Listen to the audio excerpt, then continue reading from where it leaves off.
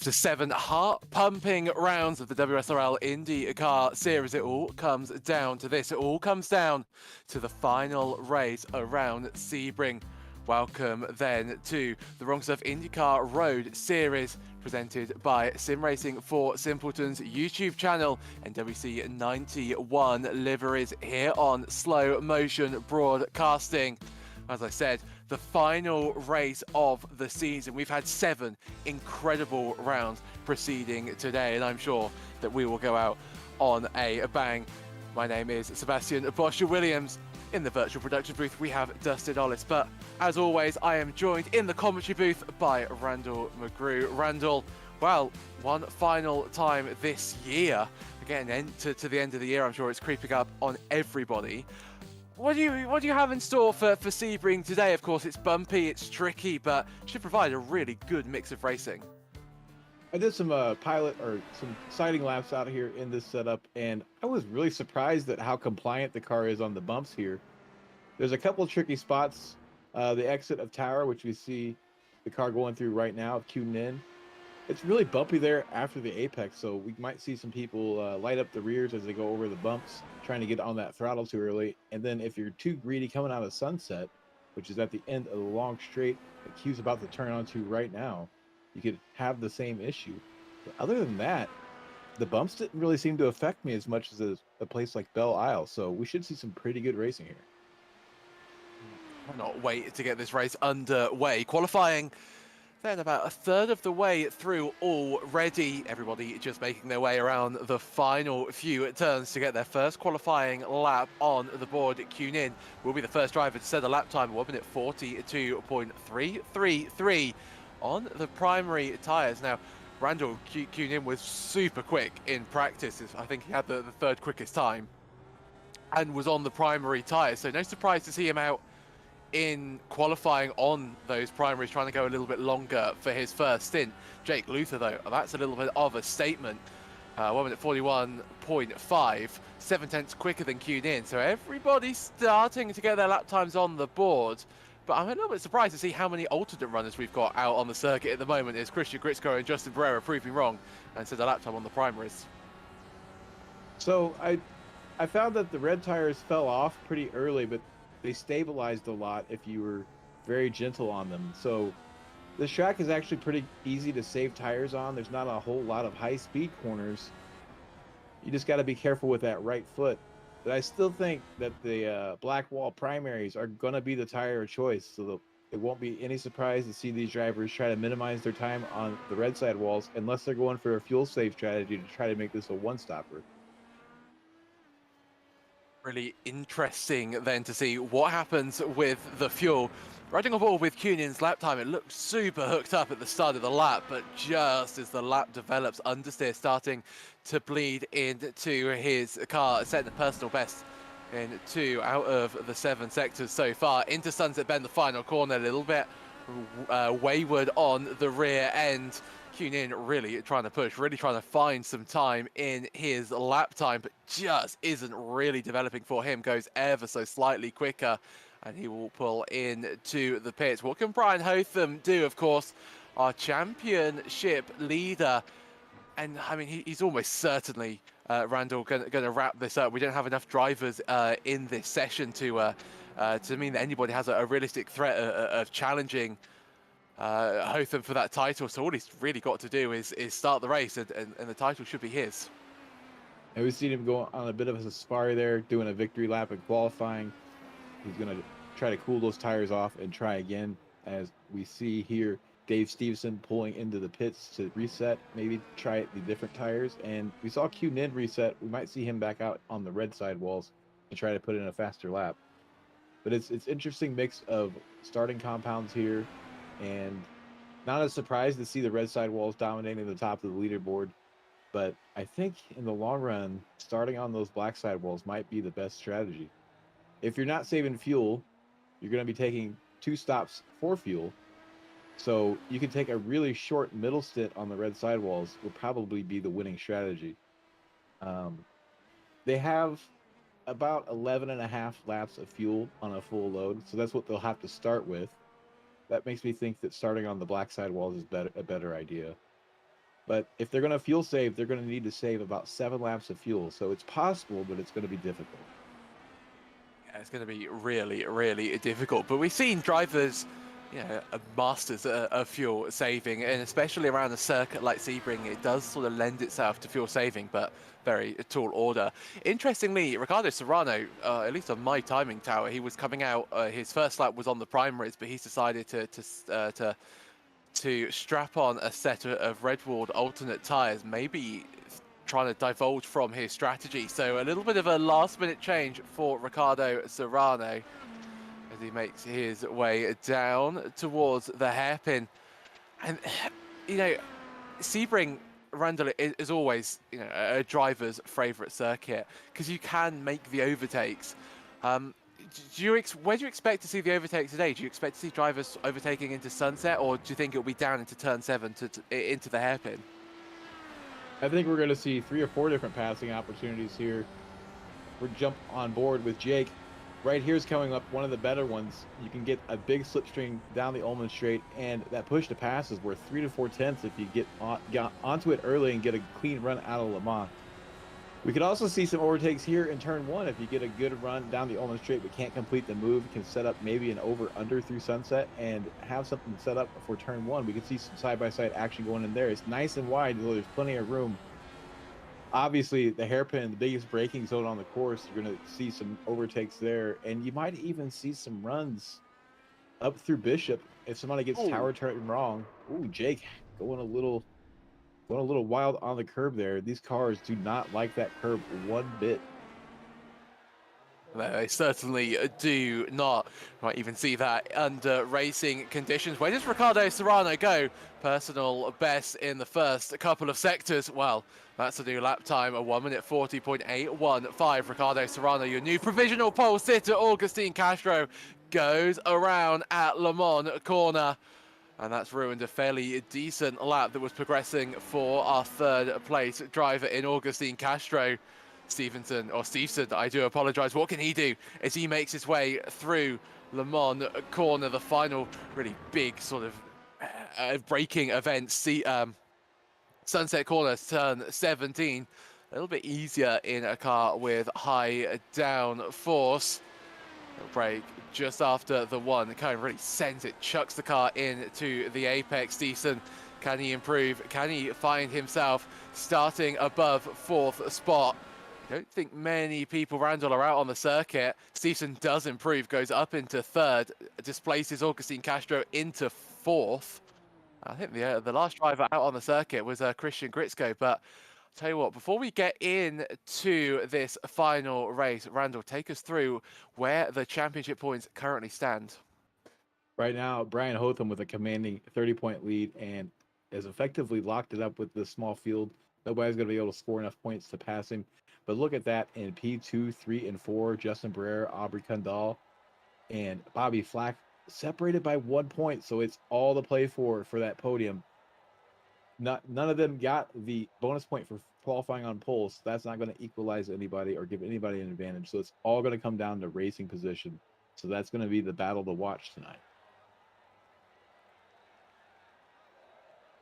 Certainly will be, and the drivers, I'm sure, will be taking those championship points into consideration because you might not be racing for the championship itself, but still a podium is still a really, really good result. So lots to play for still today as we bring you your grid for one final time this season, and it will be Ricardo Serrano starting on the pole.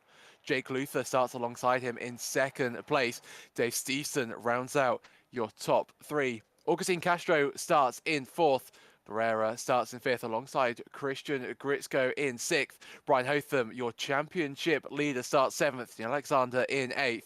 Barry Cochran 9th. Kunin rounds out your top 10. And Clay Harris rounds out your 11-car grid. As we wait to go racing for one final time this season, we have got a full pace lap. So, maybe an opportunity, Randall, for drivers to save a little bit of fuel. Or actually, it might be an opportunity to use more fuel than they're expecting, because not every track in iRacing, not every track this season, has had a full excuse me, has had a full pace lap. So, you know, if you were trying to do the fuel saving strategy, an extra lap is not necessarily that helpful. That's right. They need to take it easy. These cars do have a caution flag fuel settings for when they're running behind the safety car. They can use minimal fuel, but you still need to baby it. You need to get as much out of that tank as possible. Now they will start with about 11.35, 11.4 laps of fuel. So that should be enough to take them around and get them the full 11 laps on this opening stint. But if you're in a fuel saving strategy, you want to have as many of those gallons as possible at the end of the pace lap to use during the race. So you're going to be trying to take it very carefully. Certainly are. We ride on board then with Clay Harris, who will start in 11th place overall.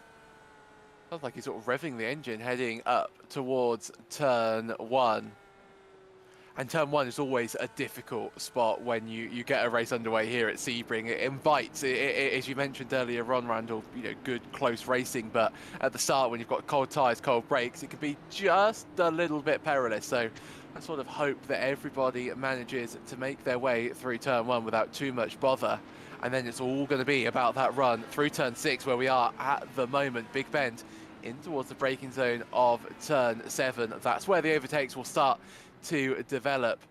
But if you are Ricardo Serrano, how are you going to play this? Do you want to lead this race, or are you happy for Jake Luther to just overtake you so you can slot in behind, use that slipstream, save a little bit of fuel, and sort of try and out-strategize everybody around you? Or do you think track position is key around here? I think track position is going to be key for Ricardo, and if I know Ricardo, he's going to be completely on the button from the get-go and try to outpace these guys and make the fuel savers have a lot of work to do by not being able to keep up with him and second guess their strategy. So I wouldn't be surprised if we see Ricardo defend early and try to keep that lead and try to form a gap between the leaders and the fuel savers. Watch out for pit stops. Of course, we've got a few drivers starting on the primary tyres. Barrera, Gritzko, Hotham and Q Nin all starting on the primary tyres. The rest on alternates. Of course, if you are new to the series, every driver has to run both sets of tyres during the race. So at some point, you've got to run both compounds. It's whether you take the pain of the alternates at the first stint or during the latter phases of the race. Of course, they will have to stop for tyres as well. There are your track conditions, 77 degrees Fahrenheit track temperature, so fairly low. That will give the drivers a little bit more grip, and we do head into the night, currently around 4:55 track time. The wind is fairly mild, 5 miles an hour, so good racing conditions then for the final race in the season. It will be Ricardo Serrano taking the race under green, Luther second, Stevenson third, Augustine Castro in fourth. Everybody checking up a little bit on the back straight. Don't tend to like to see that. You can get some fairly big start line incidents, but I think everybody is just getting ready. Of course, we've had a week break. It was Thanksgiving last Thursday, so everybody's a little bit, well, not out of practice, but we haven't done this for a week. So well, let's see how it's going to unfold. Is Ricardo Serrano around Sunset Bend? The pace car will pull in, and we get ready to go racing for the last time this season. Ricardo Serrano waits a little bit longer, decides to try and catch everybody by surprise, does so successfully. The green flag flies. It's a great start in the background, 3 wide, almost 4 wide momentarily. And that's, oh, is there a spin in the background? Everybody going. I think that's Barrera is round. Yes, it was Christian Gritzko as well. Neil Alexander, another driver into the pits. Gritzko is round, but your leader, Ricardo Serrano, a great start from him. Luther second, Augustine Castro in third, Stevenson down into fourth. So Castro making light work of Stevenson on this opening lap. Hotham making his way past Q Nin, gets the job done before the braking zone of turn 7. And Randall, a good start from our top 3, but I don't quite know what happened in that mid-pack, but 2 drivers already into the pits. It looks like somebody got a little too bold coming down into turn one, and it's hard to see the big gaggle of cars. They're going four wide. We're on board with Christian Gritzko, and it looks like maybe that was Justin Barrera on his inside that got the braking just a little bit wrong, pushed wide. Those cold tires reached out and bit him, and managed to tag Gritzko's tire. Just, yeah, look, you just understeering so bad he can't get the front end to work. Those primaries are really hard to fire up, so making a bold move like that early didn't pay off, and finds two cars, resets to the pits, and trailing a lot. Yeah, Gritzko and Alexander both into the pits, and you're right, Barrera, already sort of some 8 seconds, I should say, off the back of the pack. Stevenson already using his first of his push to pass uses. Barry Cochran there becoming under pressure from Jake Luther. What's happened to Jake Luther? He was running in second place a few moments ago. Currently finds himself down in 7th. I wonder if this is what happened to the 19 car. So he's currently in second, heads up towards Tower Corner. Is he just going to go a little bit wide? He just loses the rear end.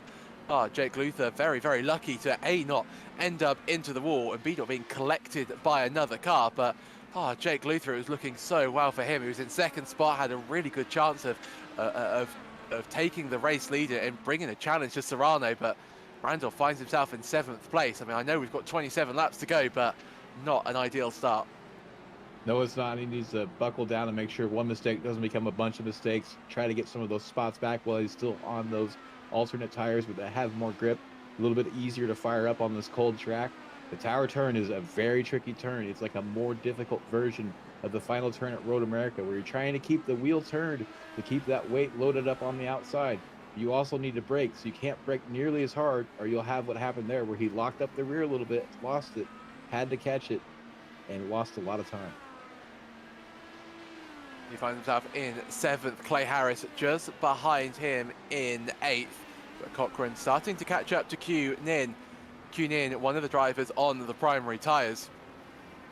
In fact, we really lost 2 primary runners after that start incident in Barrera and Gritzko. Gritzko in the pits, Justin Barrera just a little bit out of the picture at the moment. There you see Neil Alexander. I think he pulled off to the outside of the track as well. I wonder if he was involved in that start contact. Cochran around Sunset Bend. Augustine Castro sets a new fastest lap of the race, and 3/10 quicker than Ricardo Serrano. Watch out for that as the laps develop.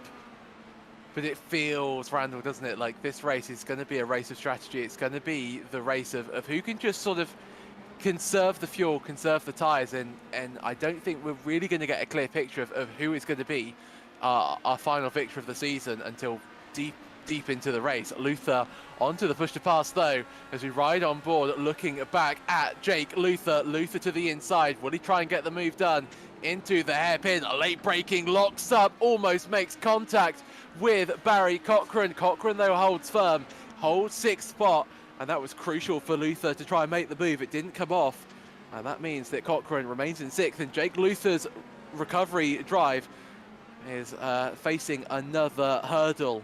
But going back to that point, Randall, about this race just feeling a little bit strategic, would you agree?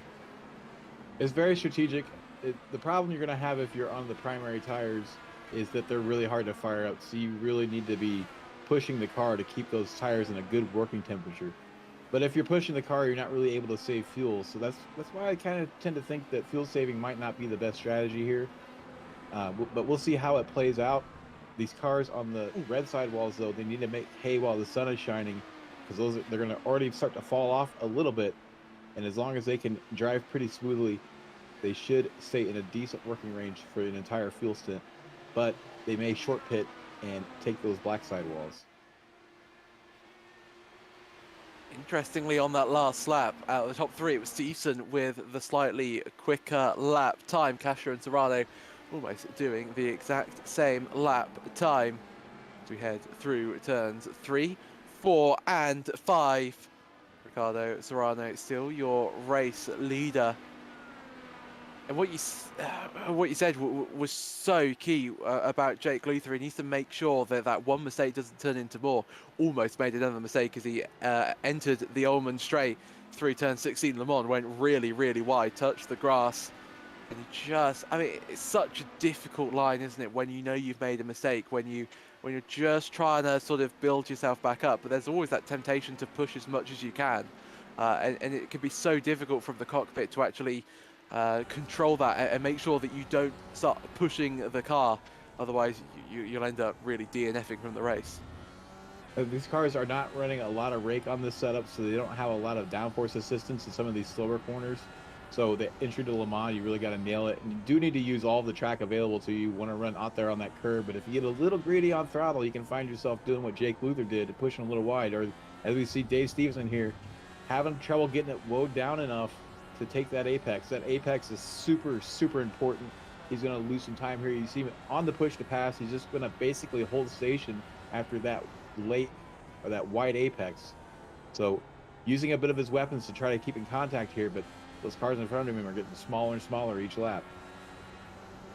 Yeah, Stevenson then really trying to stay in this battle, but both the drivers up ahead of him into the 1:41. Stevenson on the wrong side of that cutoff point.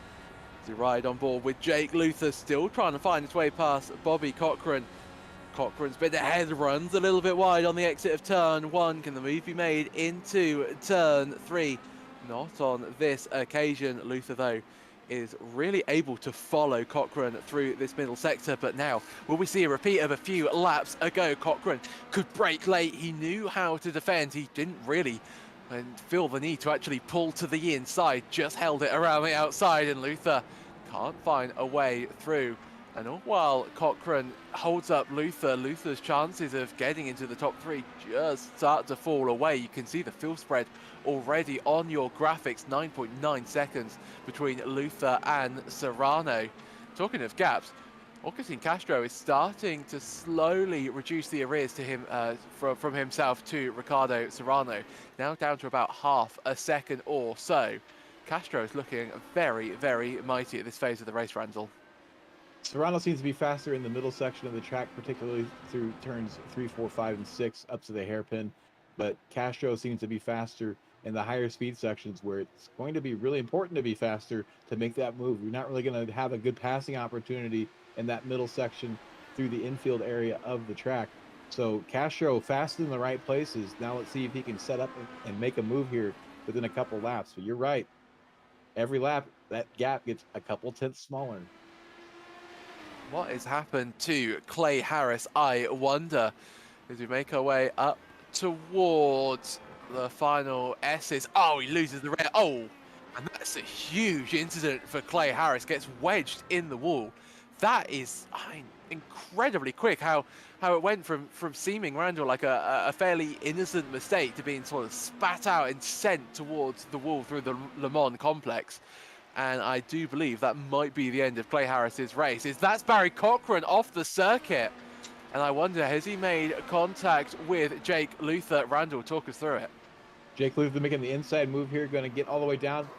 Leaves him plenty of space on the outside. We saw Barry Cochran a few laps ago squeezing Jake Luther on defense in turn 10, and it worked out for him the first time. Does not work out for him this time. Needs to leave a little bit more space. Can understand him wanting to squeeze down and cut off Jake Luther's run out of the corner, but that's awful close in a very fast corner. So heartbreak then for Cochran. I wonder if Jake Luther's picked up any damage, but like fairly heavy contact for both involved. Gap towards your leaders now down to about 0.4 of a second or so, but Castro a little bit wide of the mark through Le Mans corner. Both of the top 2 not feeling the need yet to get onto their push to pass, so either conserving it for later on, but oh, that was such late braking from Agustin Castro. I thought he was going to go careering into the back of Serrano. Serrano's off the circuit. Castro almost follows him. They're going to go side by side down the back straight towards turn 1. Castro on the outside. Ricardo, in theory, has the better line on that inside. But on the exit, can Castro use the better speed? He tries, almost makes contact with the back of Serrano. Serrano somehow manages to keep into the race lead. But wow, Randall, that was close. That was almost close to disaster. Serrano, though, leads. But an unusual mistake, actually, from Ricardo Serrano. And if Castro wasn't so close, he would have easily managed to make the move. I think what happened there is we saw that Castro made that late move into Sunset, and I don't want to even say it was a move for a pass. He was just sitting where he thinks he can normally brake. And I bet you Serrano saw that in his mirror and was a little spooked by it and was paying more attention to his mirror than what was out of his windscreen and got a little bit wide. So, judging by that entry into Sunset, I think we know where that pass is going to happen. Really on the fuel saving bus at the moment. Had a huge fuel save into turn number 7. Has been sort of doing it periodically through the lap as well. A little bit more lifting coasting as we head into turns 15 and 16 Le Mans corner. Will Castro set up a move? Will he try and make the move and lead this race? Serrano really trying to break the toe down the back straight. He's been doing that for a few laps now. Both drivers don't feel the need to use push to pass on this occasion. Castro does brake later than Serrano. We all hold our breath in the commentary booth. Actually, Castro gets a little bit wide on exit. Stevenson into the pit, so he's the first of our runners to come in for a scheduled pit stop. Castro still fuel saving, but Stevenson, he's going to be one to watch, Randall.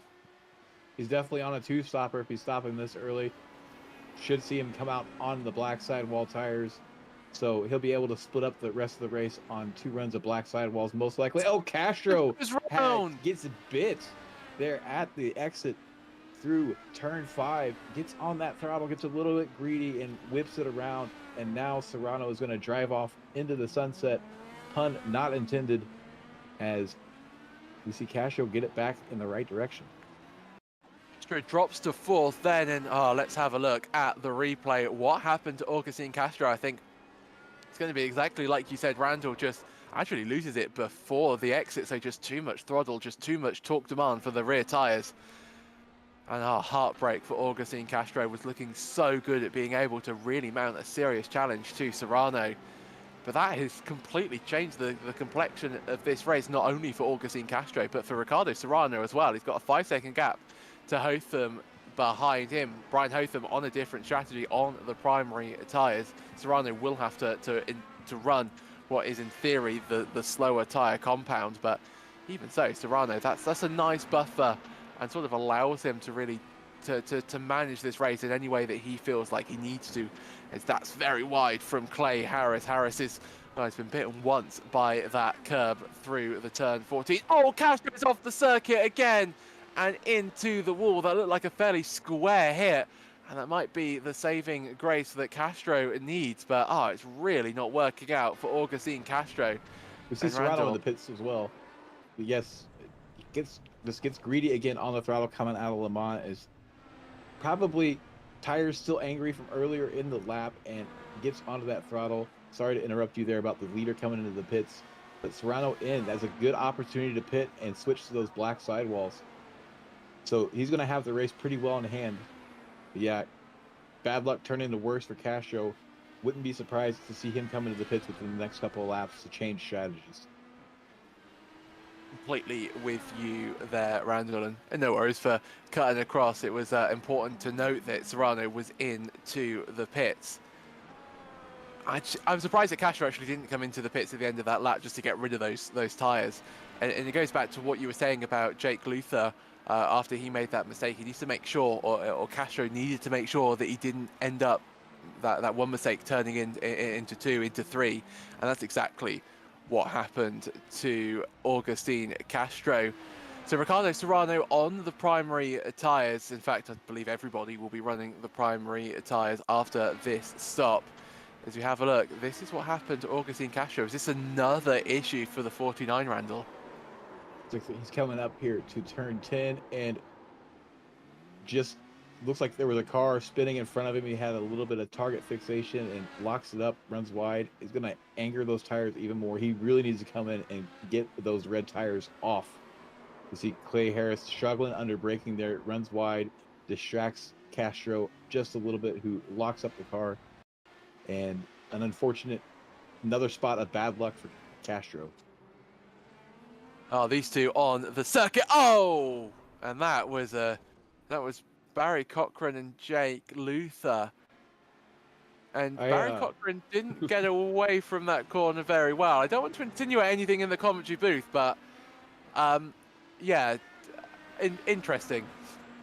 That is a very interesting incident. I'm sure the stewards are going to have their hands full after that. Yeah, I don't really know what more to say there without insinuating some sort of guilt. Yeah, I'm completely with you there, Randall. We'll try and remain as well. We strive to remain as neutral as we is possible in the commentary booth. But yeah, I think thankfully we don't have the issue with real life motorsports when all the drivers are in the paddock together. I think sim racing certainly has its benefits. But while all of that was going on, Brian Hotham leads this race, currently on the primary tyres on which he started this race on, just lapping away. Kunin behind him on to the push to pass Barrera in third. Castro in fourth. Here's Kunin. Haven't really seen too much of him in this race so far. Another one of our primary starters. Serrano makes his way past Augustine Castro, and that will hurt Castro quite a bit. He was racing Serrano for the race lead for track position a few laps ago, and now Serrano effectively a pit stop ahead of Castro. Surely Randall will be seeing the 49 car head to pit lane at the end of this lap. He just needs to get rid of those tyres. I mean, he's had, what, 2 incidents that were his fault. He got caught out by Harris's spin. Those tyres must be absolutely screaming at the moment. I'm surprised he's managing to keep it on the circuit, to be honest. And if he needed another sign that he needs to be off those tires, Serrano passing him on the black side wall should be all the sign that he needs. He needs to get into the pits. I don't know if he's trying to switch to a fuel saving strategy, but after slides and incidents like that, it's going to be nigh on impossible to save enough fuel to see him running wide again. He's really struggling with that rubber. He really needs to come in and change it. Actually, are you saying if he switched to a fuel saving strategy? I think he switched away from a fuel saving strategy when we were riding on board with him. While he was battling Serrano, he was lifting and coasting through turn 1. Not evident there at all. So I wonder if Castro is just sort of trying to use as much fuel as possible. I think he should be in at the end of this lap if we think it's about 11 or so laps of fuel. But you're right. We'll go on, Randall. Sorry, go ahead. You go ahead. One of the tricky things about sim racing is you don't have an entire team helping you strategize and call shots. You, as a driver, you're not able to just get in and drive. You have to manage your own pit stops and figure out your own strategy. So some drivers are better at that than others. And I'm wondering if Castro maybe just struggles a little bit with setting up a good strategy and thinks, well, I started with 11 laps of fuel, so I have to run 11 laps. When that's not necessarily true. So, yeah, I wonder if that's what's going on there, or if he just feels like he can stick it out and make something happen. We'll see at the end of the race. Certainly will. Hotham to the pits. So too is Kunin. I expect Barrera as well to dive into the pit lane, which he does. So nobody can really make any more than 11 laps. So it's looking like it'll be a 2-stop for pretty much everybody out on the circuit. And we should see the 49 of Augustine Castro head to pit road, which we do. So Serrano will lead this race once again. That's a really interesting point, Randall, that you make about, you know, the drivers, they don't have a team of strategists, and it can be really difficult from the cockpit to decide which is the best strategy, and you know, you almost don't want to deviate from the plan that you've set, just, you know, I don't know, just in case. As wow, that's very, very wide from Stevenson there. Thought he was going to go for a little bit of a spin, but interestingly enough, Hotham has come out right behind Stevenson, and Brian Hotham could be looking good. Might not be so close to Serrano by the end of this race, but certainly could be challenging for second. And considering that Hotham started in 7th, that'll be a really, really good final race from what should be Season 1 champion. Well, we've seen it out of Hotham all season. He's very consistent. So he just needs to keep plugging away at where he's at. P2 is going to be plenty good for him to secure the championship, but as we've seen all season long, we've had leaders struggle to maintain a lead, mostly through self-inflicted incidents, typically on cold tires. So we know that Serrano's going to have to pit one more time. So there's another opportunity for cold tires to come out and bite another leader. So Hotham could be sitting in the catbird seat by the end of this race. Hotham has to run the alternates at some point, so he's going to have the quickest tyre on for the end. I mean, Serrano, he can also put the red sidewall tyres on again, so it could be, you know, it could be sort of null and void that advantage, but Hotham certainly has to run the alternates for the final stint. Stevenson then just looking a little bit wayward, you have to say, on this lap. Hotham just bringing in those tyres in the way that he wants, really going to plan for the third place driver. To have a look at the pit strategy, so Serrano in on lap 8, Stevenson on lap 7, Harris is our first or earliest pitter in 5th, and Cochrane in 8th, the second earliest stopper in 6th, although he has been into the pits again, I think, after that contact with Jake Luther. Although I do believe Cochrane is up and running once again. And if we do end up with a battle, Randall, later on in the race, if Serrano and Hotham do sort of merge together in the remaining 16 or so laps, it's important to know that Serrano has not felt the need to use any of his push-to-pass uses yet. As you can see, top of your screen, still has 10 left. Compare that to Stevenson, 6. Oh, Stevenson wide through turn number 10. And that makes the move fairly easy for Hotham. And another mistake from Stevenson sees Hotham up into second. Push-to-pass usage for Hotham. That takes him down to 6 uses remaining in this race. And now the fight between Serrano and Hotham really comes alive. But yeah, to illustrate that point, Ricardo Serrano's got 10 push-to-pass uses, 4 more than Hotham. Could prove crucial at the end of the race.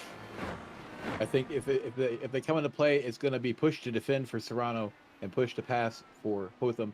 Hotham's been pretty measured with his uses so far. Use it to kind of clear the gap there back to Stevenson after his moment.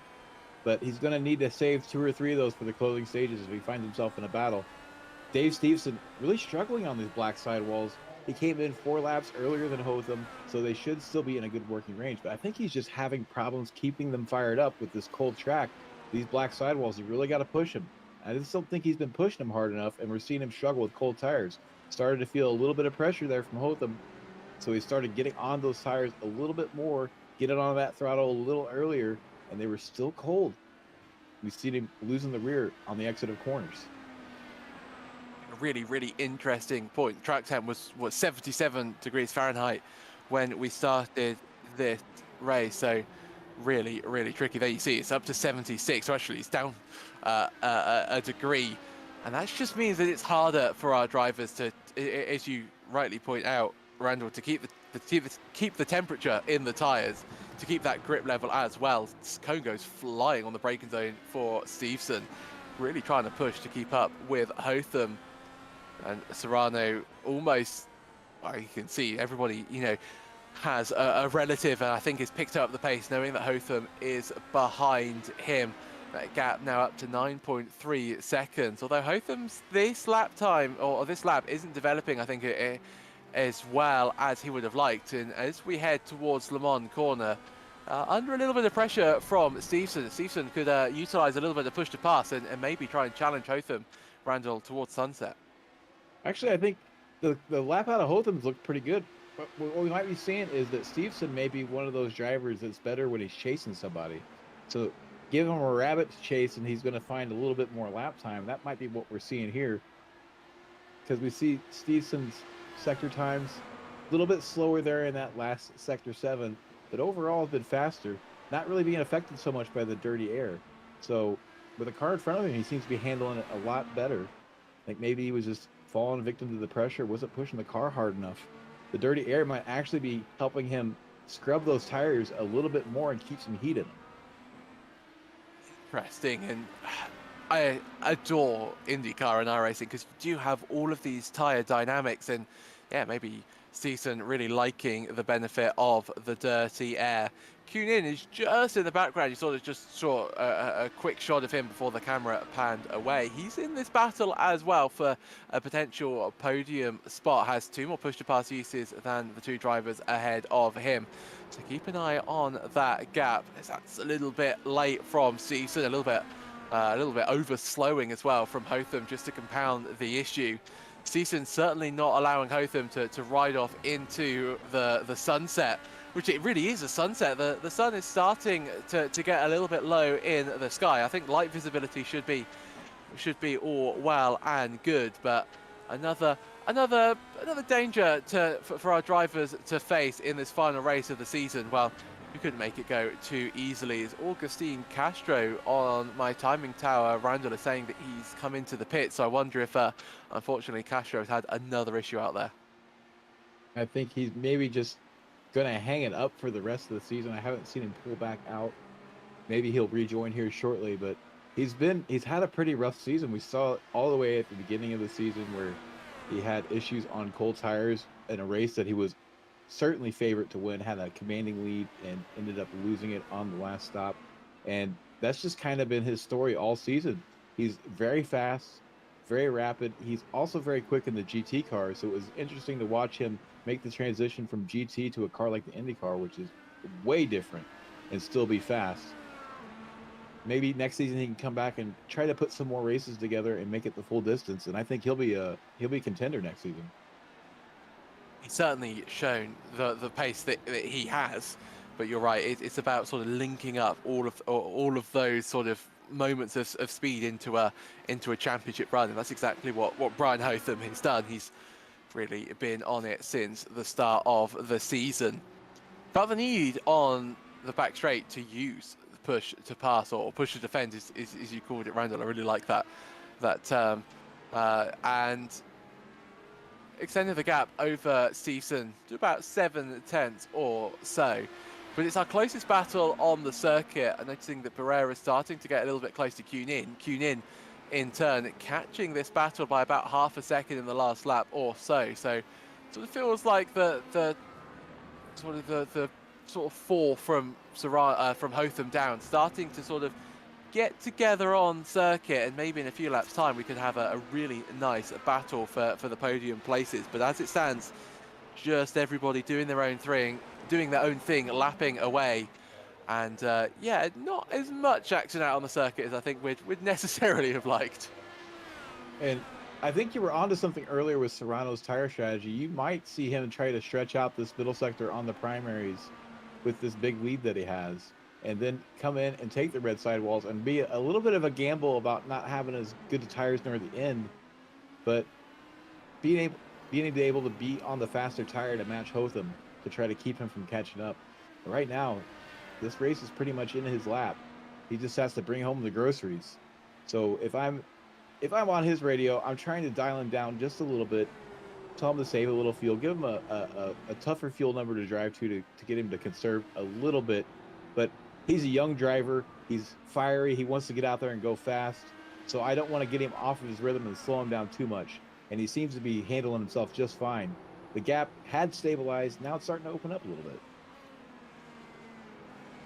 Yeah, Hotham not managing to follow Serrano on this lap. I think you're right, Randall. I think he's trying to extend it as much as he can, come in, stick on a set of red tyres. Sort of almost has, in my mind, he almost has to do it because Hotham will be on the alternates. He has to run both tyre compounds. And you don't, if you can sort of cover off that threat of the driver behind you having that tyre advantage, I think it's worth doing. Nin now 4.3 seconds behind Stevenson, so gained another 2/10 or so on this lap. And Justin Barrera into that 1 second window behind Nin. So these two almost need to work together at this phase, Randall. They just need to, you know, to see the bigger picture, which is if they work together, if they sort of hold off this fight that's brewing, they can catch up to the back of Stevenson and Hotham, and they can fight for the podium. But as it stands, they're only fighting for 4th and 5th. Obviously, missing from tonight's race are Aubrey Kendall and Bobby Flack, who are in 3rd and 4th in points right now. Right now, they are cheering so hard for Kunin and Justin Barrera to catch up and pass Dave Stevenson. If it finishes like it is right now, Dave Stevenson's going to get 29 points, and I'm not 100% sure of what the drop weeks look like for these drivers, but based on just the raw numbers, that's going to bring Dave Stevenson into contention for that 2nd or 3rd spot on the podium. Sorry, the 3rd spot on the podium, especially if he's able to get around Brian Hotham again. Interesting. So real championship implications then for this battle for the podium. Stevenson just a little bit wide through turn 10, and that's allowed Hotham just to scamper up the road, 1.3 seconds the gap. It'll be interesting to see if can Stevenson bring that gap down, or has he lost that dirty air that was allowing him just to heat his tyres a little bit more. Maybe might just be saving his tyres. I mean, strategy is certainly at play. Uses push to pass on the exit of Le Mans in an attempt to try and catch up to Brian Hotham once again. And this is where you can really feel the effects. It's one of the most powerful tracks that we go to in terms of push to pass usage, I think, Randall, because, you know, as you were saying in the pre-show, turn 16, it's a second gear corner, you can just gain so much speed by utilizing the push to pass. It's Stevenson into the pit, so that's an early pit stop. I wonder if that was brought on by that mistake on that lap, but Stevenson deciding that the time is now to come into the pits and go to the end of the race. We saw Stevenson have his first pit stop on lap 7. That means he made it 11 laps on that fuel load, was not able to save enough to get that extra 12th lap out of it. So it'll be interesting to see what tire he comes out on. I'm going to guess that he's going to come back out on those primaries. I think that he started the race on the alternates, but we will see. Yes, he's out of the pits on the primaries. He'll be able to run till the end with plenty of fuel. And that's going to make the gap for Q-Nin and Justin Barrera to close up just a little bit bigger. But we have one more pit cycle to go through still. We do indeed, and that's going to really decide the fate of this race. We ride on board with Barrera, but up towards Tower Corner, turn 13. A little bit wide from Q-Nin. Barrera really able to get close through that sector. We head up towards the Le Mans complex, the final, or the S is really the final big corner on the circuit before we get to sunset. The best overtaking opportunity on the racing track, wide from Q-Nin. This is a huge opportunity for Justin Barrera to make the move. Gets the overlap, gets the move done. We'll have that inside line. Both drivers don't feel the need to go onto their push-to-pass system, so it's just pure horsepower pulling them along the straight. Barrera breaks late. Q-Nin didn't really fight that move too much, and Barrera up in to third spot. Serrano, interestingly, Randall is into the pits. I was expecting him to go a little bit later on in the race, unless he's fuel limited, but I don't think Serrano was. So surely Serrano's going to have to come out on the primaries, which he does. But yeah, a little bit surprised to see Ricardo Serrano in so early. He pit pretty early. He pit on lap 8, so that puts him right at 11 laps. So right on the fuel number. He didn't save that extra 12th lap. If I was his crew chief, I would have tried to at least get that 12th lap out of him, but he's still got a lot of time in hand. He'll retake the lead as long as he keeps that car pointed in the right direction over these laps. He's going to have to struggle on those cold tires, but he's already felt them once, so they won't be a stranger to him at all. No, the advantage of the second stop is, you're right, you have felt the how dangerous cold tires can be. We see Ricardo Serrano just exiting the turn 7 hairpin. So Hotham, sort of the only sort of wild card left in this, or one of the only wild cards left in this race, is Hotham will have to come into the pits and put on a set of alternates. I believe Barrera as well, another driver, and Q-Nin, I do believe they're all going to have to run the alternates. So they will be really rapid, at least in the first few laps after they stop. It's just whether they're going to have enough pace later on to maintain that pace on the alternates, and whether they can catch up and pass Serrano, because that will be a whole another task. But you know, we've seen stranger things happen in the WSRL IndyCar season. You ride on board with Q-Nin through Sunset Corner. They both go for another lap, and they're just sort of trying to extend as much as possible, because the less laps that you do on a set of alternates, the better, the more chance you've got of keeping them alive. Hotham had a fairly poor lap, though, Randall, on that last attempt, to 1 minute 44.2. Compare that to Justin Barrera's 42 flat. I wonder if Hotham encountered a little bit of traffic on that last lap. It could be a little bit of traffic. We saw Dave Stevenson using push to pass, so he's trying to close that gap to maybe make the jump through the pit cycle on Hotham. Right now, he's sitting 11.4 seconds behind Serrano, who was going to take over the effective lead. whenever he came into the pits, that gap back to Hotham was about 10 seconds. So it's going to be very interesting to see where Hotham comes out. He's really going to have to attack the pit entry this time by, make sure he has a nice quick stop, get back to the throttle on pit exit as early as possible, and make that pit exit turn be a very rapid one in order to stay ahead of Stevenson. Hotham onto the push to pass. Wonder if he's coming into the pits at the end of this lap. Alexander is headed out onto the circuit, overtaken Augustine Castro. So Alexander will gain another place in this race after Castro retired earlier on. Poulemont cued in. Oh, hits the curb, unsettles the car, loses the momentum. But Barrera very wide on the exit of turn 16. Might give a little bit of an opportunity to cue in as they make their way down towards the braking zone of Sunset for the 21st time of asking. Serrano onto the push to pass for the second time in this race. They all go through the top three at least. So they do not head into the pits yet. Expect to see them, if they haven't done any fuel saving or haven't done too much fuel saving, into the pits at the end of this lap. Hotham then leads Barrera, leads Kunin, but Ricardo Serrano is our net race leader. He's already made the 2 stops necessary to complete this race. Serrano, though, really utilising the push to pass. I think he wanted a new fastest lap. Unfortunately for him, couldn't quite get it. It's currently Kunin's, I do believe. In fact, no, sorry, it's Augustine Castro who has the fastest lap of the race. But Serrano, utilising his push to passes, hasn't really needed to use them for any racing reasons. So yeah, Serrano just having a little bit of fun out there at the moment. Just trying to build up a little bit of insurance and make sure he maintains that gap in the lead so he can take it easy towards the end of the stint when those tires start to fall off a little bit. Maybe using the push to pass to help fire up those tires a little bit. We see Hotham now. It's going to be very interesting watching him come out of the pit. He's going to come out on cold tires. If he comes out in front of Stevenson, Stevenson's already going to have tires that are fired up and ready to go. So this is going to be a very crucial stop at the end of this lap for Hotham. And we'll see where he comes out. But judging by the gaps between Serrano and Stevenson, he's still going to maintain that position, but he's going to be under heavy pressure. Ross Hotham should be on the fresher alternate tyres. He's still got to bring them up to temperature. Hotham doesn't look like he's coming in to the pits. Needs to make sure he doesn't exceed the pit speed limit. Nicely into the pits for Hotham. Should be his final pit stop of the season. Barrera and Kunin follow suit. Serrano, another push to pass usage. He's used 4 in the last few laps or so. Brown Sunset Bend will take the race lead.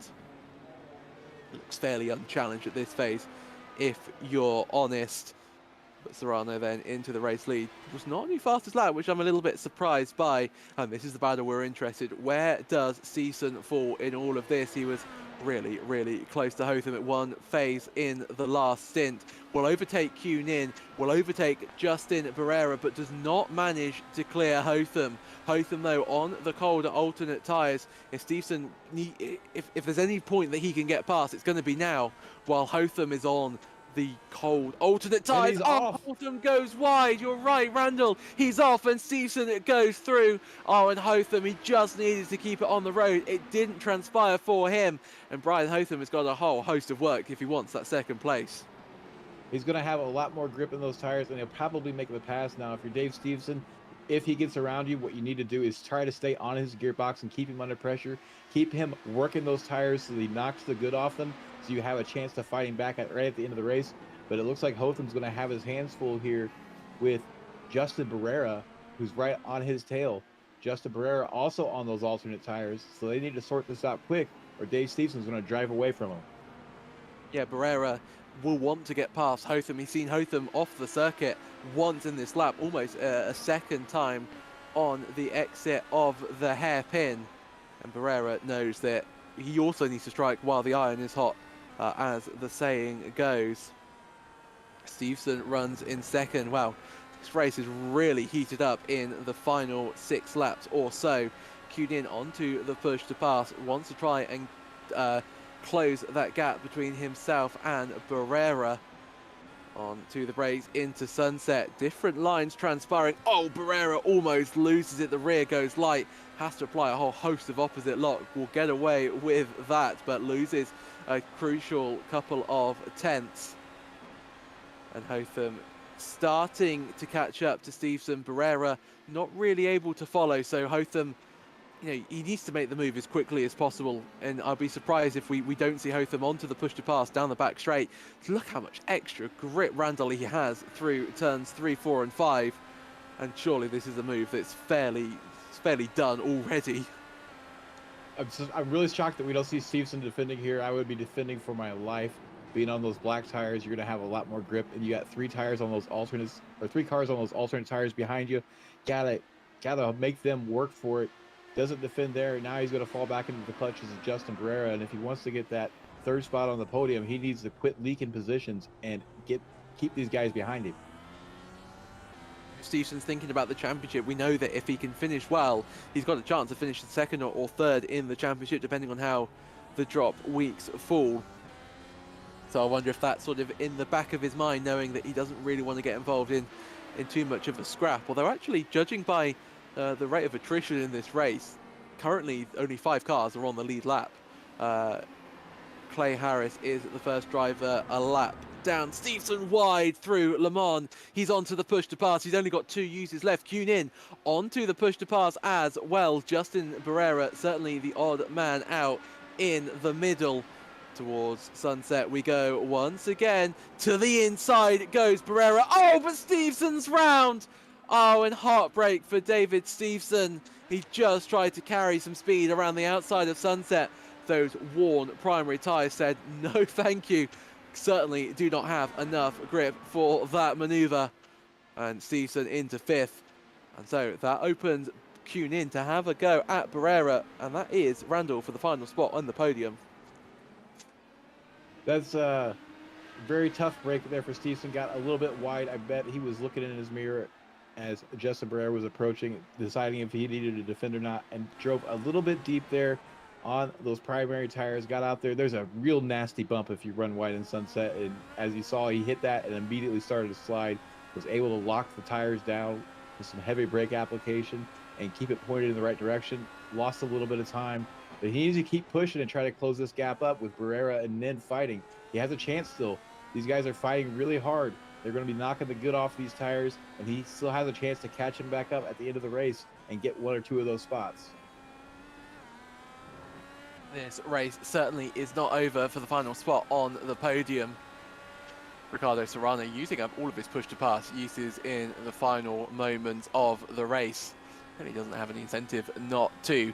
Really not being challenged. Hotham starting to make an impact on that gap. I think it was sort of 13, 14 seconds when the pit stops occurred. But Hotham, after that mistake, and even without it, I don't think would be really challenging Serrano. As we have a look back towards Kunin. Kunin is quick through that middle sector. But when it comes to the realistic places to overtake Randall, you need to be quick in sectors 1 and 3. And it just seems like Kunin just isn't there, or at least, or whenever he is, Barrera's just got a little bit more pace, and that's keeping Justin Barrera on that final spot on the podium. We see some of these drivers being quicker in the middle sector when trailing somebody, and then when it comes to the fast sector, like you said, he's just not as fast. And I think what is actually happening is he might be following just a hair too closely coming onto some of these big open straightaways. You're going to suffer a little bit from dirty air if you're too close, and then it's going to compromise your corner. You're going to have a little bit lower speed at the apex, and then that car in front of you is just going to drive away. Q really getting onto the throttle hard there. You see the back end try to step out on him as he comes out of the hairpin, manages to gather it up, but that's just going to make the tires angrier, and he's going to have more and more problems trying to close that gap up to Barrera. Barrera famously really good on his tires, so he's in a really good position here to take that 3rd spot and keep it. Barrera knocking on the door of breaking that 1 second barrier to Brian Hotham. Kunin outside of that 1 second barrier for the first time in a few laps or so. Serrano once again onto his push to pass. Everybody starting to more liberally use it now, as they know that they've only got 3 laps left of racing. Barrera and Kunin both on to their push to pass. Barrera starting to catch up to the back of Hotham. That gap is now down to 7/10 or so. I wonder if Barrera is eyeing a second spot, and that might be a little bit of a disguised sort of victory for Kunin. If Hotham and Barrera can fight and they can squabble, Kunin might be able to pick the pocket of both of them. Barrera, the new fastest, well, the fastest driver between himself, Hotham, and Kunin by 0.3 of a second to Brian Hotham. Kunin's lap time was fairly quick as well. And I wonder, was that a little bit of a mistake on that opening lap for Hotham really costly? Did he sort of burn his tyres out too quickly? Because I know that you've got to be so careful when bringing these tyres in. If you abuse them, if you have a spin or have to lock the tyres up to avoid spinning, it can really damage your long stint chances.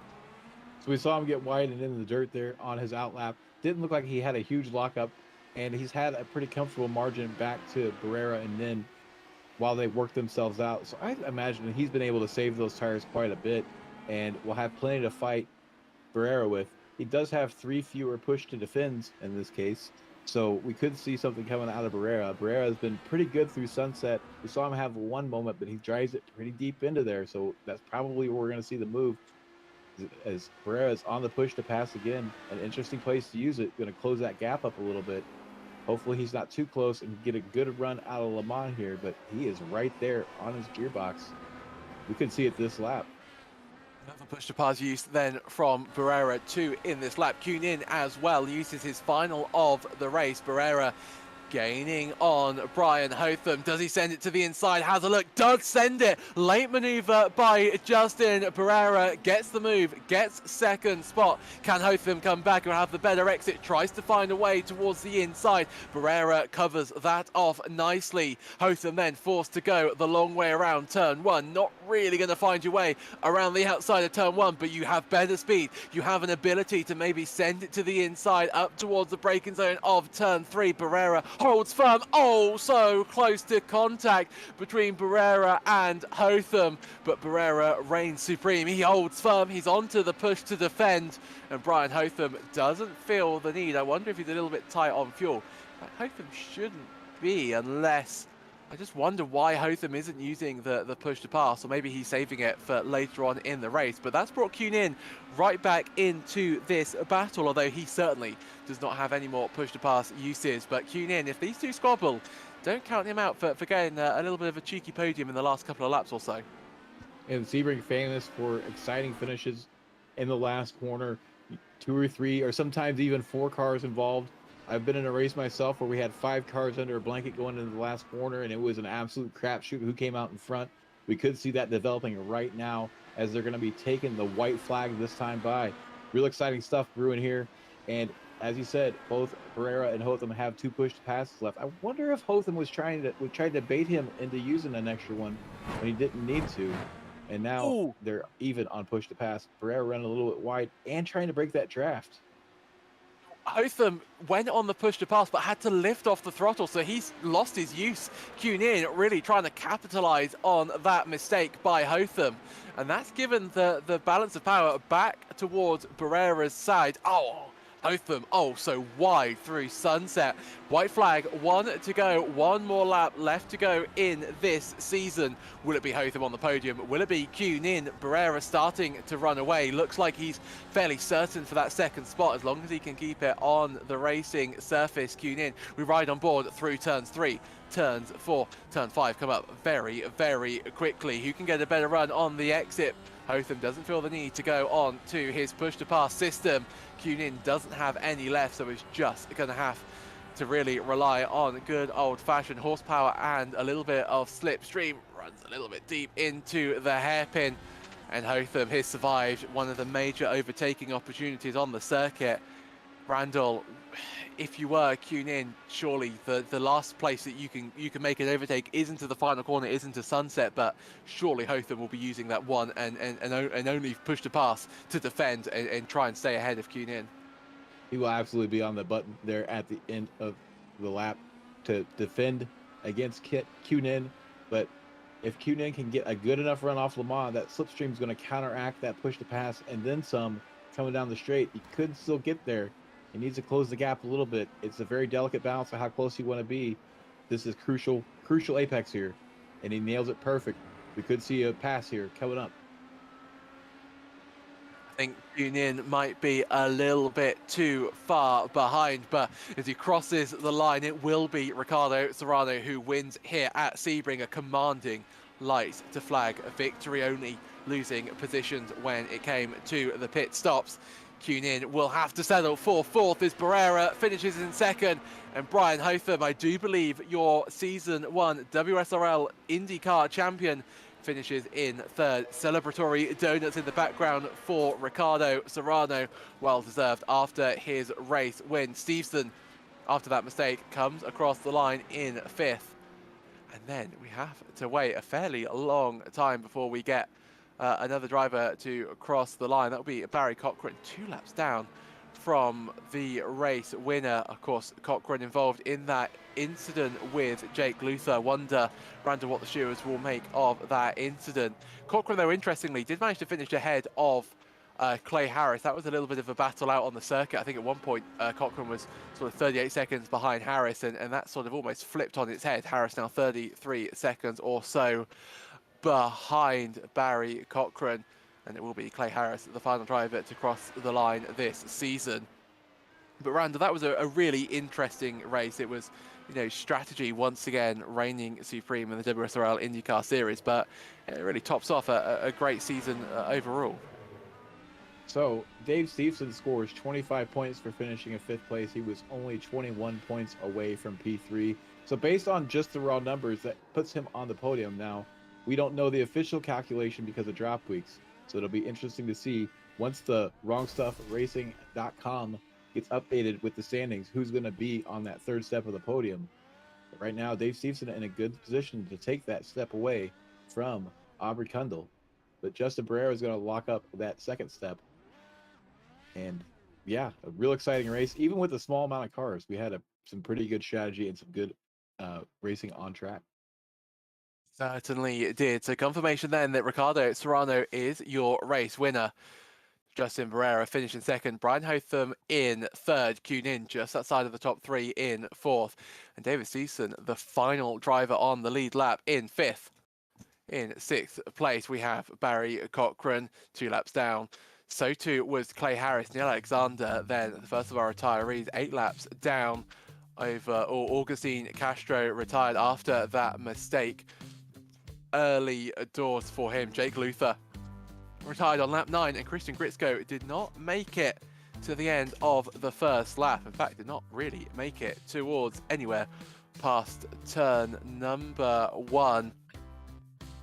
But for the final time this season, Randall, I think it's time to interview some of our drivers, and I do believe we've managed to find our overall race winner. Let's bring in Ricardo Serrano to the commentary booth. Ricardo, well, congratulations on a race win. That looked, dare I say it, fairly easy for you out there. Looked like once Augustine Castro behind made that mistake, it was fairly sort of, it was more about management than anything else out there. Yeah, definitely. I was definitely expecting a lot more competition, especially looking from the practice results. I was expecting these guys to be a lot quicker than they were during the race, but it looks like I just slipped away at the end. Well, I think you had the pace all race long. Did at the start when Augustine was challenging you, did you think that like the race win might be under threat, or did you sort of know that you had the pace, whatever? I definitely thought the race win was under threat because Augustine has proven to be a very fast driver. He's just a little inconsistent with keeping the car on track, but I know he's a fast driver, so I definitely thought that the win was under threat. And I mean, we come to the end of this season, and you've been, incredibly quick at most rounds, but it just hasn't quite come off in terms of a championship challenge. But how do you reflect on the season? Positively? Well, I kind of have more of a negative connotation towards this season because I started it out leading the championship and, crash or two and then just go down the order. But overall, I mean, it was a fun season for sure, racing against these guys. And they made the championship fun ultimately. Well, that's good to hear. But before we let you go, Ricardo, and celebrate your race win, is there anybody you'd like to give a shout out to at all? Well, I'd like to thank you guys, and I'd like to thank my family for watching. Oh, well, that's lovely. And once again, Ricardo, congratulations on your race win. And final question, will we see you in the next season? Perhaps. I'm not too keen on oval racing, but I might be able to squeeze in. Well, we hope to see you there. Once again, congratulations on your race win today. Thank you. Y'all have a good night. And you, Randall, have you managed to find another driver? I have our P2 finisher, Justin Barrera. Justin, tricky first lap for you there. Managed to parlay it into a P2. Tell us about that battle there at the end of the race. Yeah, I was hoping I could actually be clear of a lot of people and maybe go for a P1, finish, but I had fun at the end of the race with those guys. I came out behind Hoffman, and then the other guy of blacks, I think Stevenson, came around. So I just waited. Honestly, just waited, and because I had so many pushes to pass, I was like, and ton of fuel. I was just gonna use push to pass on every single straight to catch me back up if my tires started going away.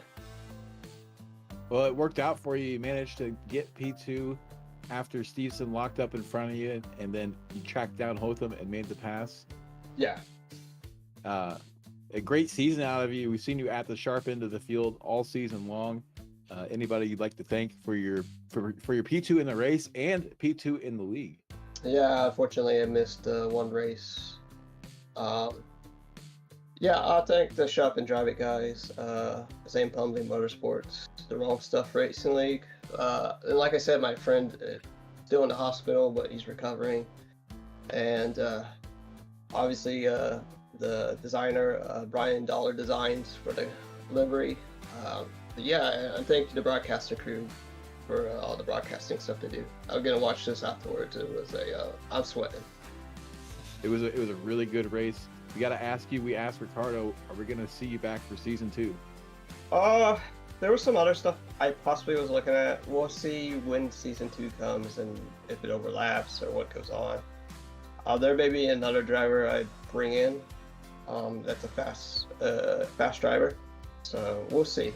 I really enjoy it, and the IndyCar has stuff that most of the other cars don't to mess with when you drive the car around the track. Absolutely. Well, we hope to see you back. We know you'll be a contender. Congratulations on P2 in the race and in the league. And yeah, hopefully we see you back. Yeah, thank y'all. And that was your P2 finisher, Justin Barrera. And Seb, I think you have P3 finisher, Brian Houghton. I certainly do. Brian, welcome to the commentary booth. It's not only our third place winner, but by our very quick sort of napkin math, you're the season 1 champion. How does it feel? Feels great. It's been a tough season.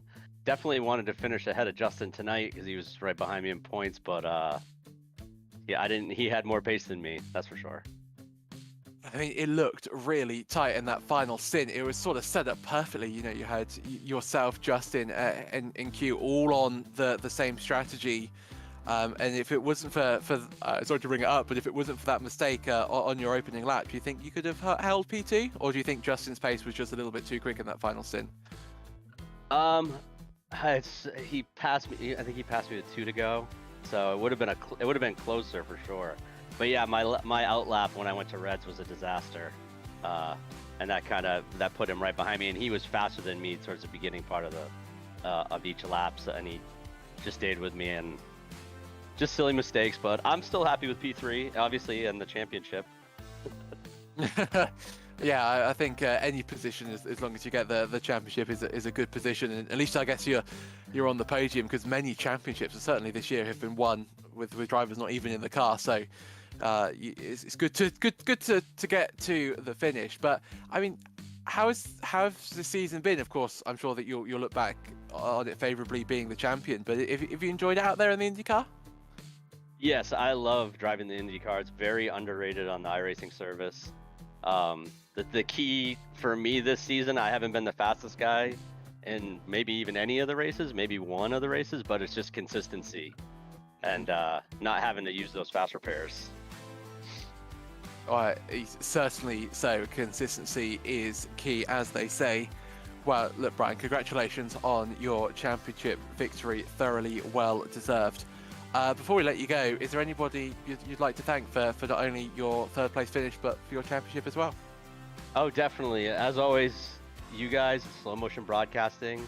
Got to talk to you a lot this season. It's been nice. Wrong Stuff Racing League, Brian and Dre putting it on. It's been a lot of fun. I'm looking forward to next season. My teammates, Brett, Barry, Neil, Clay, and lastly, definitely Q for not running me over in Sunset with 1 lap to go. Wow, it was a really thoroughly entertaining battle all race long, and once again, Brian, congratulations on your championship. Will we see you back in season 2 to defend? Oh yes, I mean I want to run the number one. I gotta run the number 1 car. I'll be back. I'll see you guys next season. That's good. Good to see. Thank you very much, Brian, and enjoy the off season. Thank you. And that will be it for our interviews this season. Randall, can you believe we're coming to the end of the season?